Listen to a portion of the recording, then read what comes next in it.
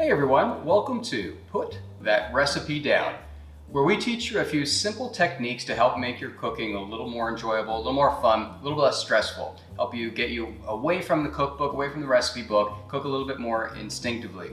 So today we're going to do a vinaigrette. Now a vinaigrette is just a ratio. It's a ratio of acid to fat. So what do I mean by that? Vinegar to an acid vinegar to any fat, like an olive oil typically, but it could be bacon fat. It could be any kind of oil, grapeseed oil. But basically, if you follow that same ratio of 1 to 3, roughly, you can make any vinaigrette you want.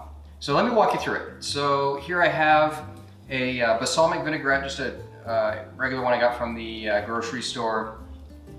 So I'm going to use, by the way, I'm going to use my Cuisinart blender here because I want to be able to put it in a squeeze bottle afterwards. So I'm going to put about 3 ounces of balsamic vinegar in here.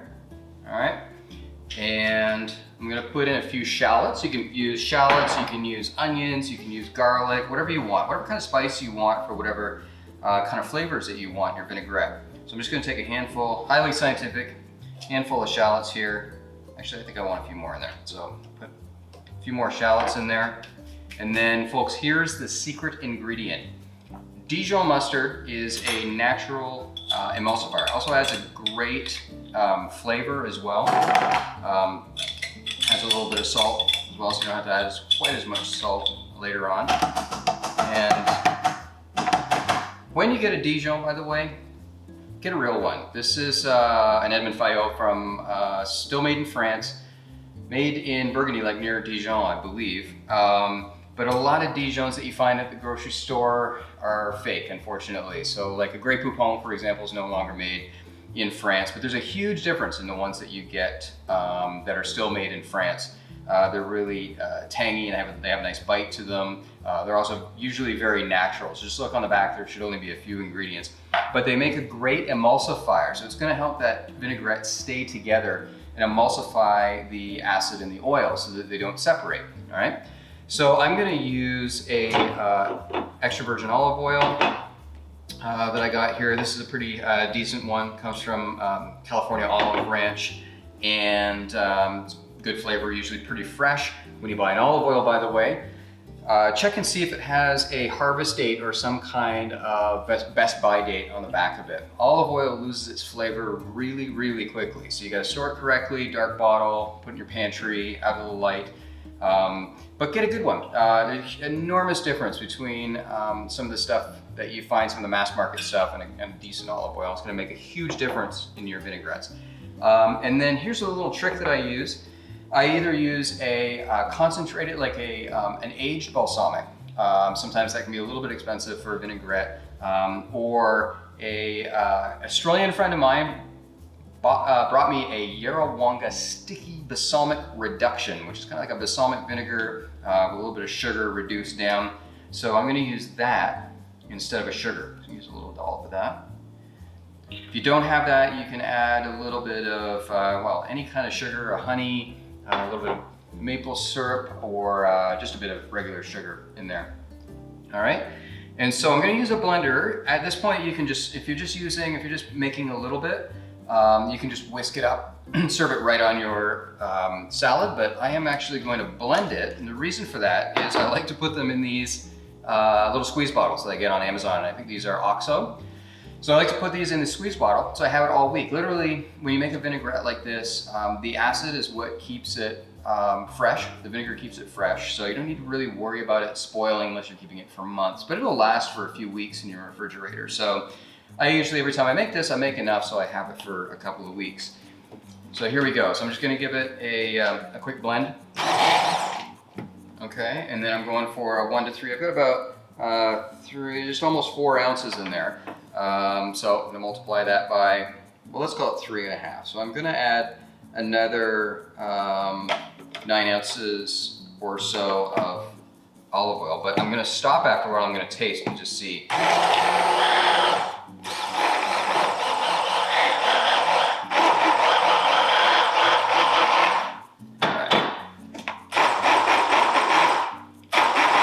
I just want to give it a few pulses.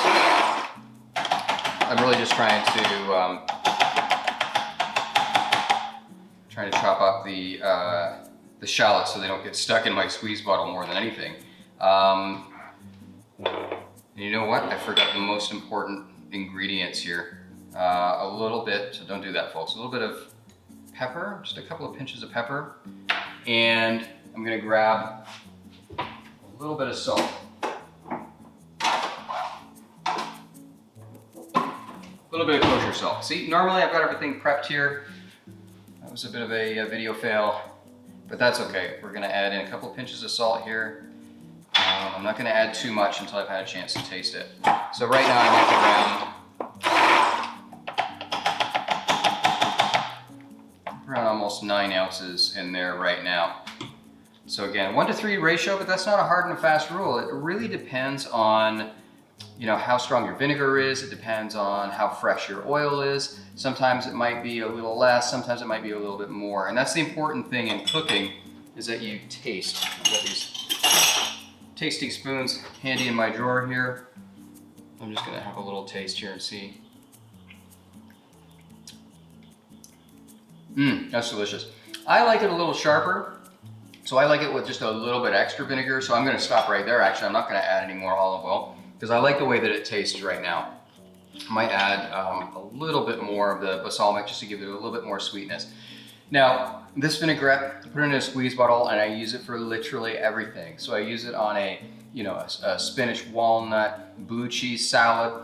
Just put it right on top. I've got tonight making a tri-tip, and I've got a slaw going. So this is kind of like a Wood Ranch inspired slaw. Wood Ranch is a barbecue joint we have out here in the West Coast.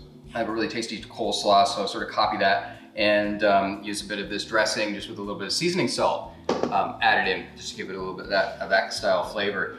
But literally, I mean, now that you know the basic ratio here of 1-to-3, you can make any kind of dressing you want. So let's suppose we're making like a Caesar salad style sort of dressing. So then, you know, maybe instead of the shallots, we just use a little bit of garlic. So we'd use pepper, salt, a little bit of garlic. Again, we'd use the Dijon mustard to emulsify it. So if you notice here, look at how well, and that'll stay in suspension like that for weeks. This probably won't separate in the refrigerator, which is really cool once I've used the blender. But the Dijon helps emulsify it. So I can use a citrus, lemon and some olive oil again to make a vinaigrette for like a Caesar salad or kale Caesar. Just use 1 part lemon to 3 parts olive oil. If you want to mix things up, you can use all different kinds of vinegars. You can use a sherry vinegar from Spain, or a white vinegar. The sky's the limit. Just keep experimenting and trying new things. You can even, if you want to make a creamy dressing, like a green goddess or a ranch, basically the same thing. So you start with that 1-to-3 ratio, and if you want to do a green goddess, you pack that thing full of herbs, put lots of parsley in there and fresh herbs, and then maybe cut down on the olive oil just a little bit because you'll use some yogurt and put some yogurt in there to give it that creaminess. Yogurt has a little bit of fat in it, so you don't need quite as much oil.